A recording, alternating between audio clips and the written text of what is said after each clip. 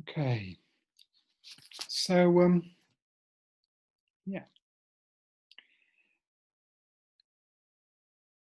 I'm going to now, what I'm going to do for this is we're just starting the second half of the course today, and we've spent a bit of time exploring what we feel individually and collectively are the kind of, if you like, the building blocks or the foundations of the, we'll call it the spiritual path. But as I've said before, that can create certain sort of assumptions or expectations, which maybe not necessarily want to include. But we've looked at that and we came up with our spiritual compass. And so I'm going to talk about that tonight and for the next following 5 sessions. And I thought it was nice that we created our own. Of course, there's a perfectly good one there, many actually in a Buddhist tradition that we could have used, but I thought it was good that we did this exploration to create our own map, our own compass of to help us on that journey. So I'm going to look at one of these, or sometimes more than one, each week. And it will correspond to the traditional one, in particular, the 6 perfections, which is quite similar to what we've got. So I will probably from time to time, but it may be obvious, explain the connection. But I thought it was very good, actually. Yeah, between us, we came up with something quite interesting. So in the meditation, we looked at awareness, and I don't know if it's worked with the diagram, but the idea was that's kind of like, as I said in the meditation, that's kind of the container for everything else. As it is, well, I said in the meditation, it is the container of everything, isn't it? Actually, when you think about it, it's the container of the whole universe.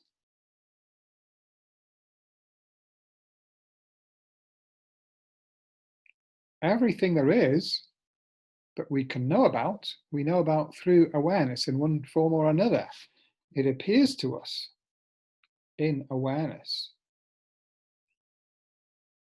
And we can't differentiate between what appears to us and what exists. Very deep question, whether there's any difference. I don't know, that may be a bit puzzling. We might go deeper into that when we come, as it were, at the end, because one of our 6 principles in our compass is wisdom. And that, of course, is very closely connected with awareness. So those will come together in the final session, but I'll be mentioning them as we go along.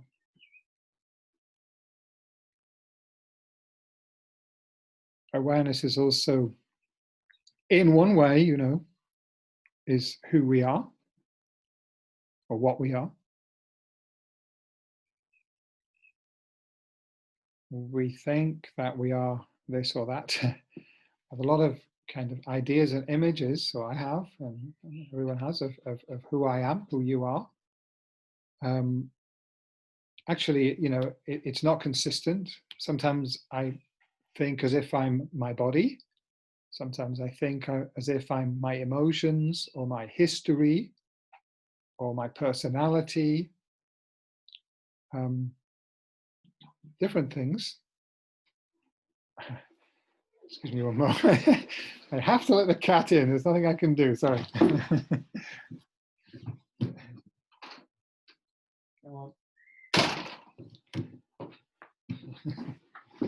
Okay.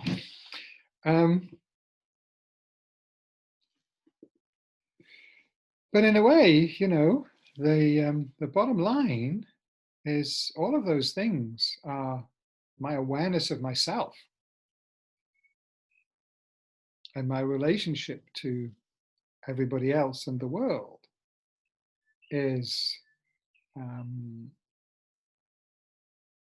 occurs in terms of that awareness.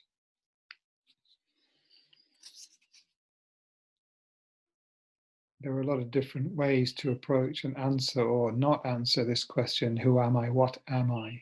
But this is one.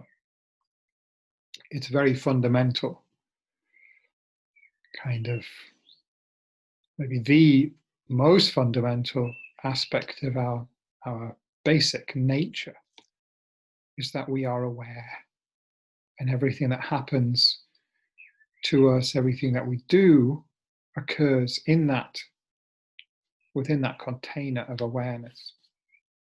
So this will kind of, come up in different ways throughout the rest of the course. But tonight I'm going to start with, the center of the compass. So there are two things in the center, the compassion and wisdom. And that's quite right. But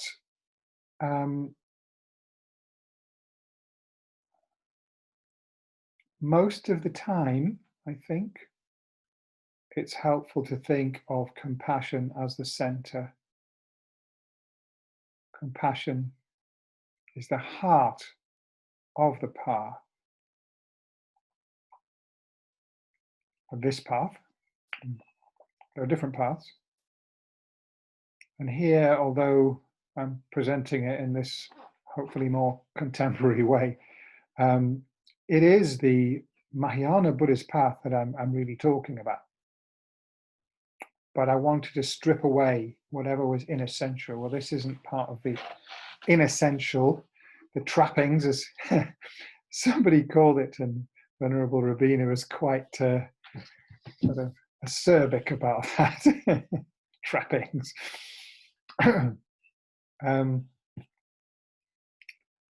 But compassion certainly isn't in any way, a superficial or unnecessary part. So I think most of you mentioned in one way or another when we were, exploring what are the foundations that this is.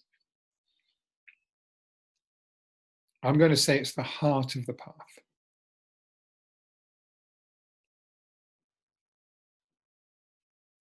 It's interesting, actually, that with the York Jamyang group, I think probably next week we're looking at having a changing the subject. We've been doing eco-dharma, but now I think they're going to have some discussion meetings, and the first topic is about the heart, because one of the members of that group has just had quite a serious heart operation, and he said, he was thinking a lot about it, about the heart, and the discussion is going to be around an idea, I believe some research that was done maybe 20 years ago or something like that, maybe a bit more, where it was found that the idea that was prevalent in, anatomy and physiology, even up to that time, which was obviously that the main function of the heart is the circulation of the blood. Maybe it has a few other functions, but it's a muscle that pumps blood around the body. And this research, I don't know quite what triggered it off, but somebody was researching into the neuroanatomy of the heart. What are the nervous connections within the heart? And the astounding discovery was made that they are more complex than the neural connections in the brain.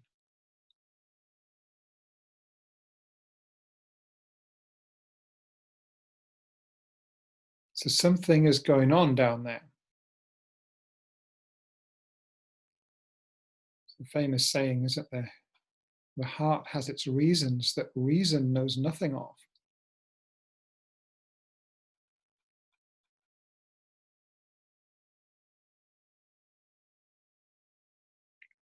I find it really quite a startling thought, that we always think just the brain, everything, the mental activity is all happening in the brain. But apparently not. Apparently our deep mind is in our heart. And this agrees with all spiritual traditions, as far as I know, around the world, locate the awareness, mind, if you like, in Buddhism, primary mind. Secondary mind is associated with in the head, in the brain. But primary mind, the basic awareness itself, is thought to be located in the heart. So this is maybe not just metaphorical language that we use. I think this could be, it's worth remembering that,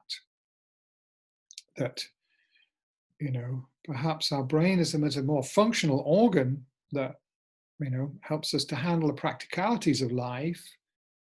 But there's something that is actually more significant, more important than that, which has to do with this organ in the center of our chest. But I'm sure, as many of you probably know, there's also other work that's gone on in neurophysiology, which has uncovered the fact that we have in our brain, we have special parts of the brain, they're called mirror neurons, different regions in the brain, that resonate with the experiences of others, especially experiences of suffering and well-being and happiness.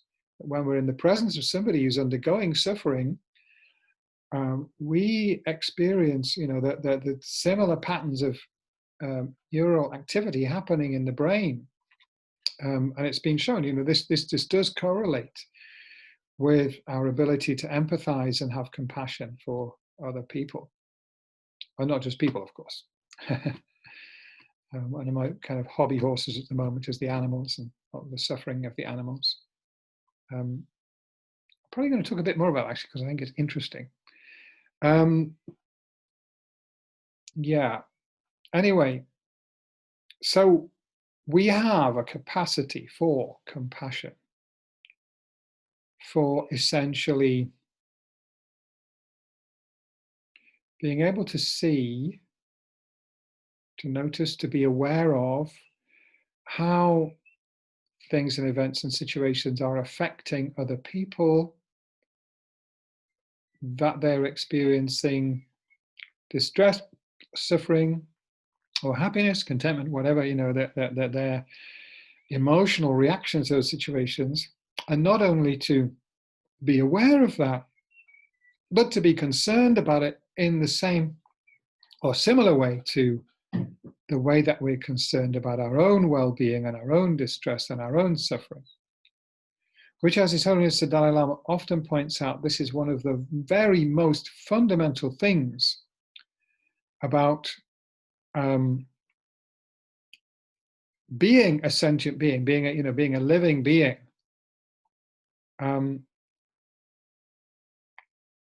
Any creature, any being that has a mind is capable of experiencing suffering and capable of experiencing happiness. Nobody wants suffering, everybody wants happiness. There are some subtleties to that. We have, for instance, there are people who are masochists who get pleasure from experiences that the rest of us might want to avoid at all costs. But then if that's what they get pleasure from, then that's what they will want, isn't it? So for them, that's pleasure, that's happiness. That's quite complex, quite subtle, actually, because it seems that we're not simple beings, we're complex beings who have, sometimes there are different parts of ourselves that have different agendas and different motivations. So it's not straightforward, but in general, the very definition of suffering, if you like, is something that we don't want. The very definition of happiness is whatever that we do want.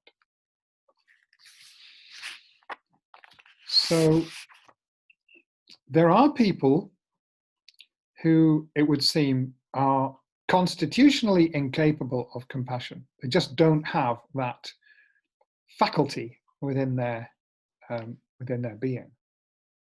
I recently read a very interesting book, actually, called Confessions of a Sociopath, by somebody who has this condition. I mean, I would say it's a condition. It's relatively common, actually. I think I read somewhere 7% of the population. It's a bit scary. People that actually not necessarily become criminals or anything like that, or sadists. It's not necessarily that happens, but they just don't have this ability to be concerned about the suffering of others. But also they have an interesting kind of attitude and relationship with their own suffering as well. They're often very, they can be very,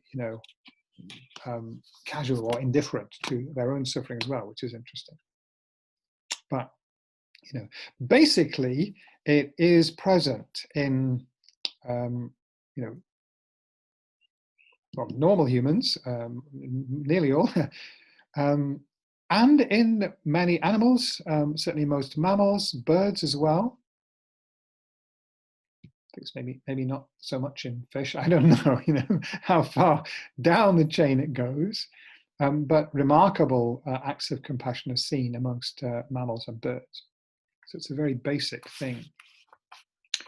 Okay, so I wanted to talk a little bit about the relationship between compassion and the other points of the compass. Okay, so in particular, when we do this diagram, which thank you again, Laura, for your sort of inspiration on that. And what I noticed, in a way, I mean, it's not cut and dried, but in a way, the up and down, the connection and courage, they have a lot to do with the compassion side. And the commitment and concentration maybe have, especially the concentration, maybe have more to do with the wisdom side. Commitment, obviously, both. But to develop wisdom, you certainly need commitment. And you certainly need concentration. To develop compassion, we need the ability to connect. So I mentioned that about empathy, but I'm going to say a little bit more about that because it's very important. There's a lot of talk about compassion fatigue. And so there's the idea that if you, practice compassion too much, you'll get tired and you'll burn out. And I think that, and it's not just my opinion, I think a number of people said this, but it feels rather clear to me that this depends on how you understand compassion. There are different kinds and different levels of compassion. And if the kind of compassion that you are practicing is one where you see some suffering, I want to fix that. And you go out there and you try and make it better. Okay, fine, nothing wrong with that. But unless there's some kind of insight there to what that experience is really like for the person who's experiencing it, then two things. One is the help may not be as effective as you'd like it to be, because unless you fully understand the situation and how it is for that other person and what is actually causing their suffering, the whole context of it, then you may be looking for a solution on the surface level. I mean, one good example is when there's a famine in Africa, and people send food parcels and so on, yeah, that's necessary, but that is not the solution to the problem. The solution to those problems are very, very complex. Usually when there's a famine, I don't know if you're aware of this, usually when there's a famine, there isn't, it's not the case that there isn't enough food to feed the people. Usually not true. The problem is that the machinery for distributing the food is not working. The economic system is not allowing people to receive the food that they need. But obviously also, things like crop failures, they are a cause of famine because it puts up the price of food. So the problem is more, as one, a very eminent authority on it said, the problem is entitlement. But if there's a shortage, then the price goes up. So those who need it most cannot afford to buy it. So it's just one example, but I'm sure we've all encountered examples. I certainly have many times, where I think, oh, this person is having a hard time. I'll try and help. And you offer some help, either to do something for them or you give them some advice or whatever. And it just isn't the right medicine. And I think here, Buddhism can really help. Buddhist compassion, I think, is much more about, above all, it's about listening sensitively to other people. And that is about getting me out of the way and my ideas and my preconceptions and assumptions about what's true for that person, and actually just really letting them speak and opening my heart. So we all use this expression, and it's very, very important. What does that mean? When I open my heart, don't necessarily need to do anything very tangible. It may be to do with, when I'm in a certain kind of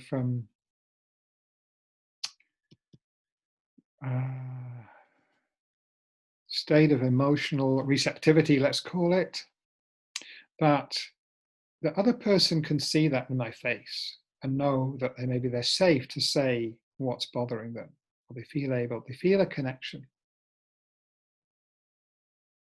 So this is actually a practice of awareness again, isn't it? If we notice that our, assumptions and preconceptions are there and getting in the way of it, we can just let go of that and bring the awareness. The important thing always with awareness is to bring it back to the present moment. What's really happening now? Because when I'm with somebody who may be having, some difficulties or whatever, and I want to help them, I want to listen to them, I bring with it all my past associations and thoughts and experiences with that person. And what happens, the thinking mind, the conceptual mind, does its labeling, different kind of labeling here, I think, but, we form a concept, don't we, of the person. So when we meet someone for the first time, we're actually much more open. And then we form some conclusions about who they are and, what's true of that person, how they behave, what their qualities and characteristics, what they're like, we have our mental image of that person. And if we bring that to an encounter, then it becomes a filter where we can't actually see what's going on right now. Yeah? Our picture of who that person is substituting for the reality that's in front of our eyes. So this practice of awareness is very important for compassion. The foundation stone, I think. Now, that kind of compassion is very effective. Even sometimes when people are undergoing some really, really difficult physical problem or other problem, emotional problem, whatever, and you're not fixing it. You're not giving them the answer, but you're just being there for them, and they can speak it. And one amazing thing that happens often if you're able to do that is that, they then are able to find the solution which they couldn't find before. Because that channel of communication has opened up. And you've created a space between you and that person where awareness can come. If you have been training in awareness, you can bring that to that encounter, that connection with that other person. And that helps to enable them to respond to their own problem with awareness. Also helps to relieve the pain of separateness. If I'm suffering and I feel separate, now suffering is much worse. If I'm suffering and I feel connected with you and recognize that you also suffer, then it's a very, very different feeling. So that connection is absolutely fundamental for compassion. And courage is also important, isn't it? You know, we need the courage to acknowledge our own shortcoming, to be willing also to open ourselves, because when we open to somebody else, we need, you know, to let our own defenses down as well. We have to do that, and that takes courage.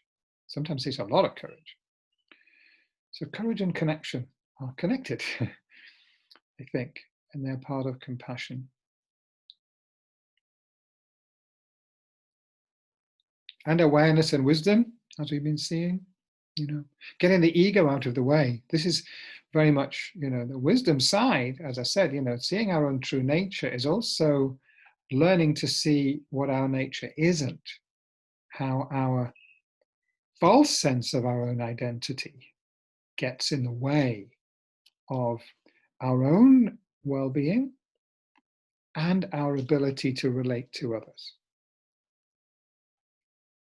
So that we'll look at, you know, more as we go on. But it's not that compassion and wisdom are two different things. That, you know, that the more that we are able to unpick, to deconstruct, disentangle the constructions that we have of our own identity that are misleading, if you like. So not all misleading, but you know, we build up, as I was mentioning before, with other people, we build up this image of who they are, and that isn't who they are. That's just maybe some facts about them, or, you know, image may not even be facts at all. You know, it may be just a very impression that we've formed from something about the way they look, which is quite misleading. Often it's if they remind us of somebody that we had a problem with when we were 3, you know, if their face is similar, we may have a very strong reaction, which has nothing whatsoever to do with that person. Yeah. So our image of other people can be very deeply misleading, and our image of ourselves is the same. So when we bring awareness into what's going on in the present moment, then that self-image that we have and that image that we have of the other person's self, they go into the background. They don't interfere so much. And that creates a space where compassion can arise. Okay, what else do I want to say about this wheel? Made one or two notes. I think that's most of it, actually. Yes, of course. The very important point that I've talked mostly up to now about compassion for others, but there's a great deal of talk about the importance of self-compassion these days. Indeed, often I seem to be finding it's a big buzzword at the moment, compassion. And a lot of the time when I see it, it's all about self-compassion, very little about compassion for others. So I think maybe the pendulum swung a little bit, you know, too far the other way now. I think we have to include both. But self-compassion is absolutely vital. What does that mean? One reason, you know, why we need to have compassion for ourselves in order to have compassion for others, authentic compassion, is because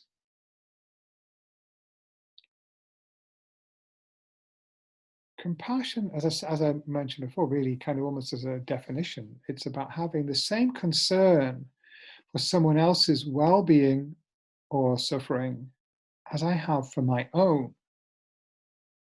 That concern for my own well-being or suffering is fundamental to who I am. It's kind of built into my nature. There's nothing I can do about that. It's one of the most, you know, it's hardwired, shall we say? You know, that's what it is to be a sentient being. You know, to be a being with a mind is to be a being that has the ability to suffer or experience joy.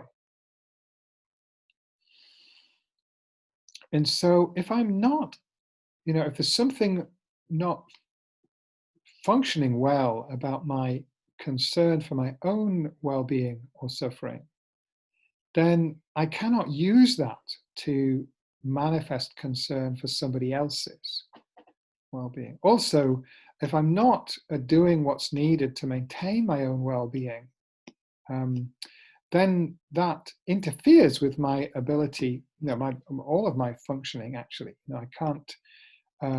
My intelligence won't function so well. My awareness won't function so well. But certainly, that the empathy, which is fundamental to compassion, will not arise. So, if we want to help others, we want to be functioning as well as possible. Right? We want to be as effective as we can in helping others. And therefore, we need to look after our own well-being, and we need to have compassion for ourselves.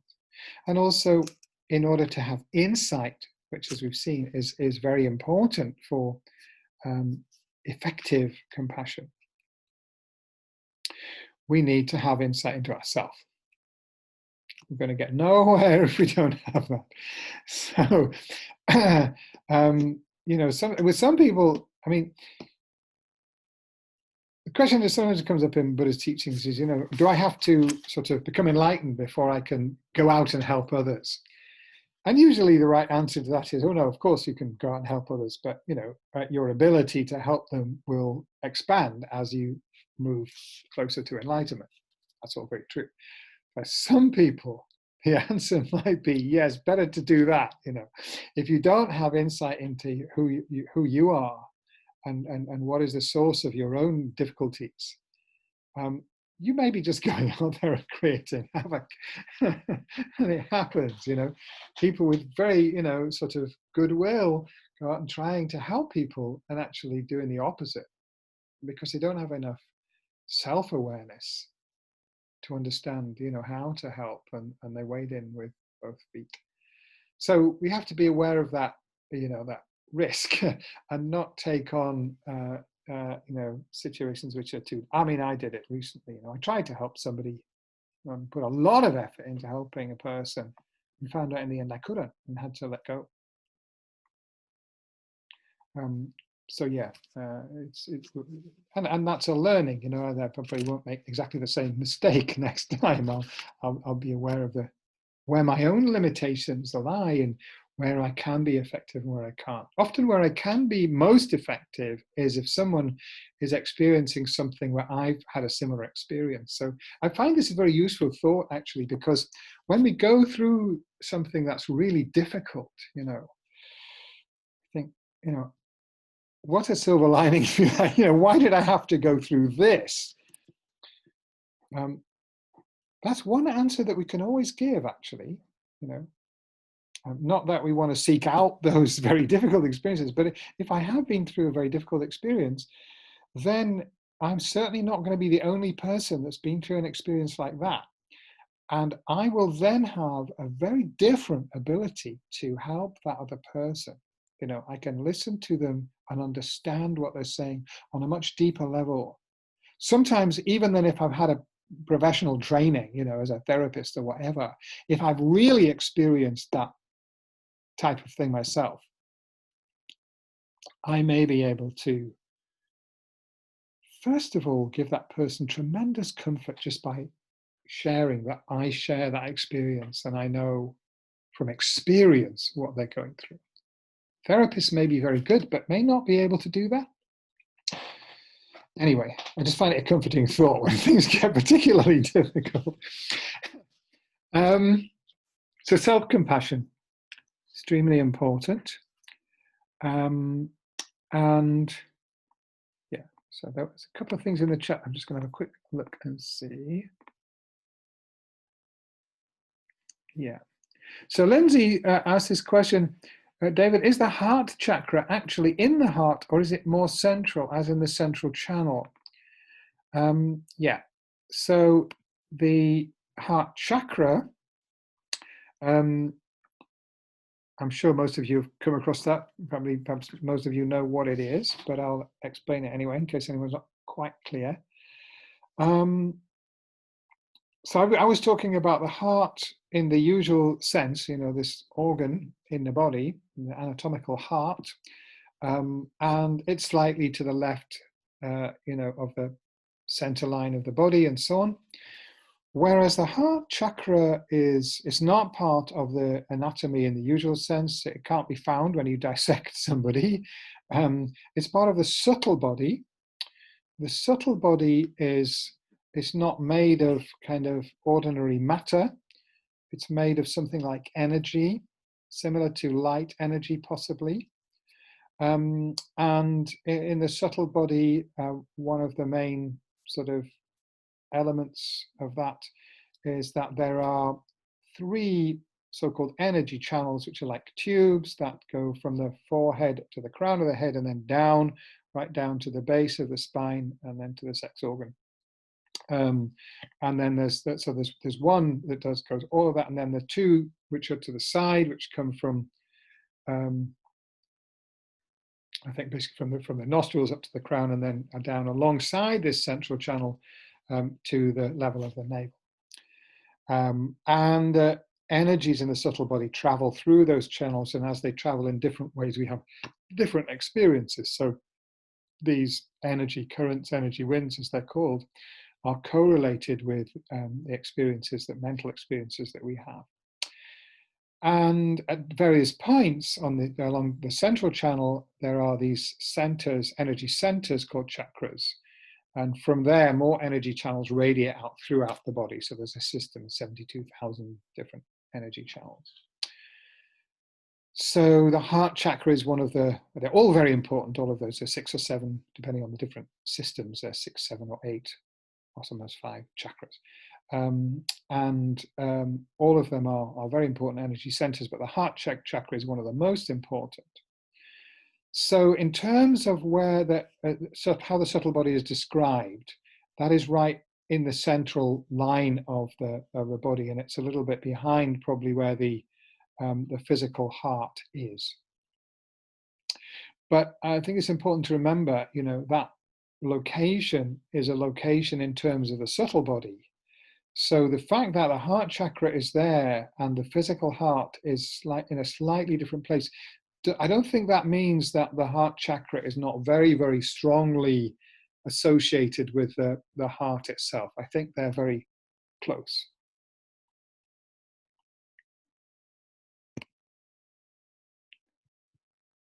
Okay, so Lindsay's put a secondary question. I think I meant, is the mind in the heart chakra or in the physical heart? So, well, is the mind in the brain? It's not in the brain. But the brain is very, very, what happens in the brain is very, very closely connected with what happens in our mind. And so what I'm saying is, I think, this research reveals that possibly on the deeper level of our mind, not just on the surface of where thoughts are coming to and fro, but in the part of our mind that's more essential to what we really are, our emotional core, the core of our being and our awareness, I think maybe is more connected with what goes on in the nerves in the heart.